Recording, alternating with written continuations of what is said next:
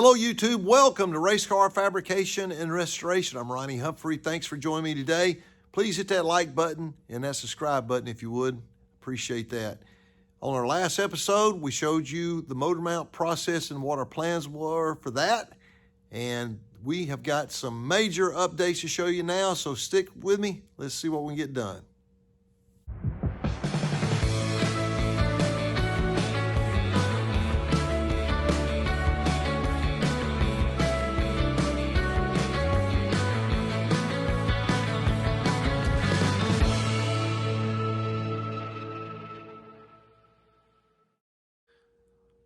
Well, we had a little bad news happen today.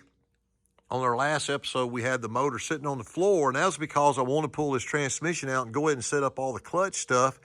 We pulled the transmission off the back of the motor, got everything cleaned up, and would you believe we pulled this side cover off, and this is a 2-speed Muncie. I like to have fell out. I've had this transmission for about probably 3 years or so.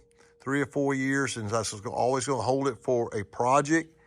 And the stupid thing has been cut down. It only has third and fourth gear in it. So what it was, that means it was a racing transmission. They went down the bottom cluster and they cut all the gears off of that. So this transmission is absolutely worthless. So I don't know if the guy who sold it to me didn't know that or he knew it, but I think I paid $600 for this transmission. And it'd be great for a modified, but nobody runs these things anymore. So now we're in the search for another transmission. Now, the good news is I was digging in my parts room. I knew I had this box here on the floor in there, and I got to looking, and I said, my goodness. I had this gear in that gearbox, and I said, man, that thing's got numbers on it. I can see it's got a pulley, and this is a really high dollar rear end. A third member I didn't even know I had. And if it's a 364, that'll work out fine. I was going to put a 410 in this thing, but this will be fine with a 4-speed in it. But, whoa, look, isn't that nice, spool? Isn't that nice? So I think we're going to be in good shape now. I did a rough measurement on the drive shaft, and it looks like the drive shaft is going to fit. We'll have to swap this yoke up here for a Chevrolet, but we are going to be in good shape. So we're going to try to stab this thing, and we're also waiting for FedEx to get here with all of our parts so we can try to test fit our headers. That's going to be the next big thing. So let's see if we can get some of this stuff done and see where we're at. Okay, this is as close as I can get it on my roll around table. So we're going to try to stab this thing. It's going to be tough for me to do at my age, but let's see if we can get her on there. Oh my God, I did it. Oh Lord, I'm so glad that's over with. So there we go. Let's get some bolts on it, and we're going to try to test fit this drive shaft real quick.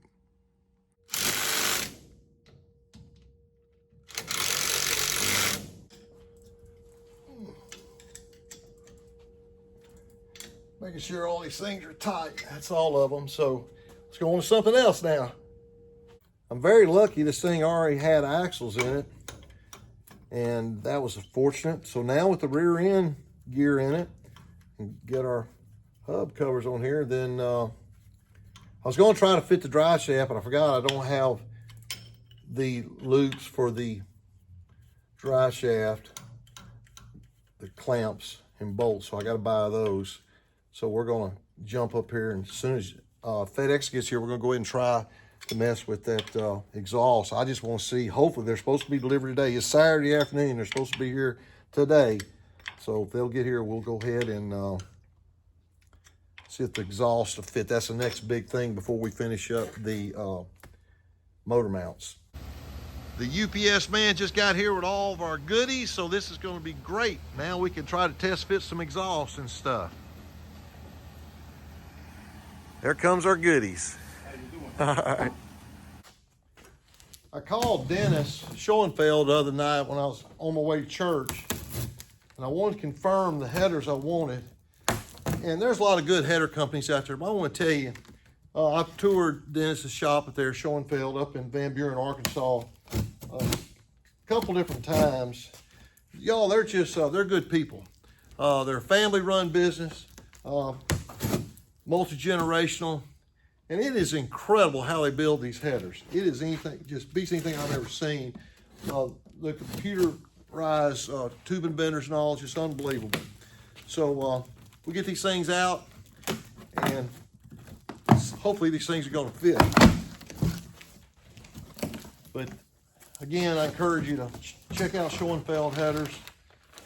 Obviously, you get your catalog, and new gaskets included, every set of headers, and always new bolts. These are 152s, and what I want to talk to Dennis about was my collectors on the boom tubes are 3.5 inch, and so I want a 3.5 inch on this so I can put a 3 inch in the middle. So here it is, 152s. That's what I use on all my projects. So let's see if they fit. Keep your fingers crossed.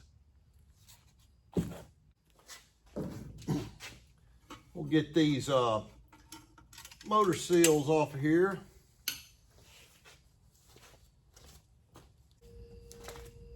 All right, here goes.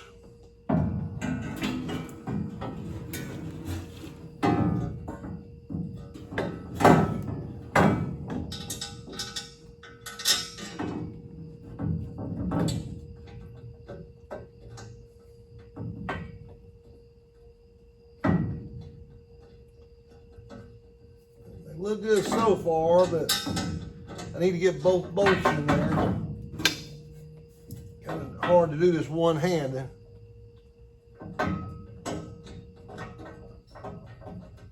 Okay, got that one started. Let me go grab another header bolt. But I can tell you,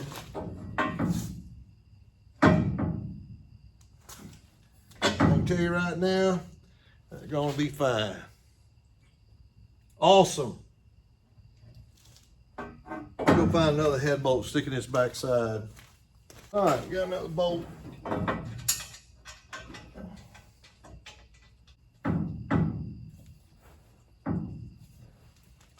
There we go. All right, now let's get to the driver's side. The headers fit on this side, no problem. I did trim that original motor mount slot that was on there. I was going to leave those on the frame, but had to do the same thing on this side as well. And I also had to cut out this motor plate on this side. We'll come back and clean all that up, but we weren't going to use that anyway, but the headers fit. I'm going to raise it up now and check one more thing, but I'm very pleased. Schoenfield does it again. These are 152s with 3.5 inch dump. That'd be perfect for your project. Well, there you go. I can tell you right now, we're going to clear straight there on that side. Clear straight on this side, because obviously this is already curved for the boom tubes. We'll actually have a short piece of collector here, a couple feet long. Pull this off. Easier said than done. There we go. Look at all that horsepower coming out of there. It is so tight. When I put the header gasket on there, I mean, we may have just simply flatten out right there just a little bit. That'd be like just a couple of minutes. Probably could just dent it in probably, but I may go in and just plate that just a little bit on that support. But there you go. Very pleased. This was a biggie. Wow, what a day of up and downs. I was crushed this morning when we found out that that 4-speed was just a 2-speed. And I want to go back and tell you what I meant by that earlier in case you didn't get it. Some people who race dirt modifieds, they take a Muncie transmission and take out first and second because the cars are so light they can take off in third. So they just use third and fourth. And so they go in there and they take out all the cluster and turn everything down late to make it real light. So it's a lightweight transmission. Kind of like your popular Brens or Burt transmissions. It's an old school way of making a Muncie 4-speed into a racing transmission. So that's what we got. Fortunately, a buddy of mine, my old high school principal who has several cool and classic cars, had a full setup, bell housing, a 4-speed transmission, the shifter plate, all the shifting rods, everything we need, and My wife is on her way back with those right now, so we will have everything we need. I am so excited. I appreciate his name's William Britt. He was actually my high school basketball coach too, but he's been a close family friend forever. And man, I just really, really appreciate him letting me purchase that from him. Complete setup, and so that's going to be a big item check. Getting the headers on here is another big item check. I did have to trim some stuff up on the frame, but when we pull the motor out and weld everything up, all that'll be cleaned up and painted. You won't even know it was there originally. I was just trying to leave it there since it was part of the original frame. This is Oliver back here. He's inspecting everything. But anyway, what a great day. And it's all downhill from here, believe it or not. We got a lot of stuff to do, but as far as the questionable stuff and the fabrication stuff, man, that's done. The worst thing that could happen from here on out, I think, is that we might have to alter the drive shaft length. But if anything, we'll just have to shorten it. I don't think just but a little bit. But the good thing about that is it's very inexpensive to shorten up the drive shaft versus length of one. So there you go, recap. All my parts came in, and we're going to jump on some other stuff next week. I got all my fuel line stuff, so we'll probably work on that. I've got a real cool thing to show you on the fuel cell as well, so we'll do that on the next episode. Thanks for watching as always. Don't forget to hit that like button and that subscribe button. We'll see you next time on Race Car Fabrication and Restoration. God bless you. You take care.